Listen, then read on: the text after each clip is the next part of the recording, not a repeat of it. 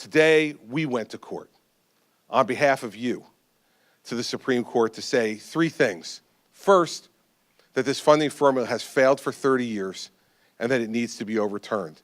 Second, that the real thing that's preventing us from teaching kids in these districts are the ridiculous work rules that are imposed upon us by statute and by collective bargaining agreements with the teachers union that prevents us from doing common sense things like, if there are going to be layoffs in our schools, that we should lay off the least effective teachers, not do layoffs as we're required to do by state law based purely upon seniority.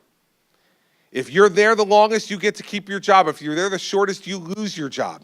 How does that ensure that children are getting a thorough and efficient system of education?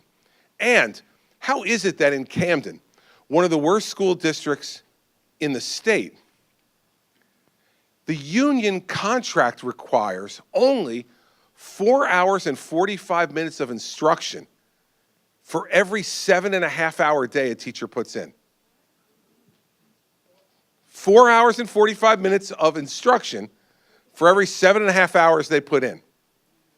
It's these kind of work rules and collective bargaining agreements that we are stuck with in this state that prevents these kids from having, in urban districts, what they really need. Let's talk about what happens in a lot of these urban districts. What happens is that the family life isn't there often to support what you need to do to make sure your kids do well in school. Now, sometimes this is because of broken homes, but sometimes it's in intact homes. And because those families are struggling to make ends meet, sometimes those folks have to work 3 or 4 jobs to keep a roof over their heads.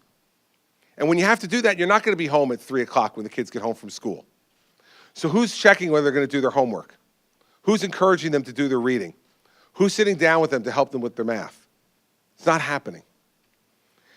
So what should we do? Should we just give up on those kids and give up on those families who, out of no fault of their own, are just working 15, 16 hours a day to keep a roof over their head?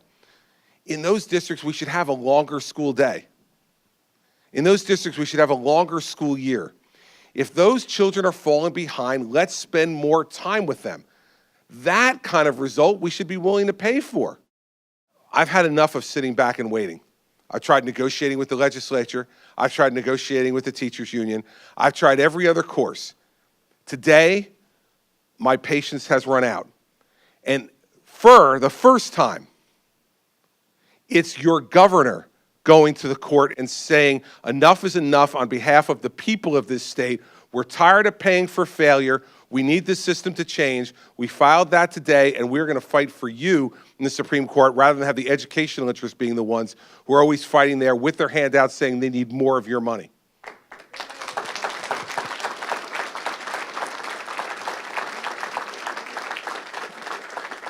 The fact is, no one knows how it's going to go. But I'm not going to sit back and be a bystander in this. I want urban education to get better in this state. I want those families to have an opportunity for their children to achieve their fullest potential. I also want your families to be able to continue to live here.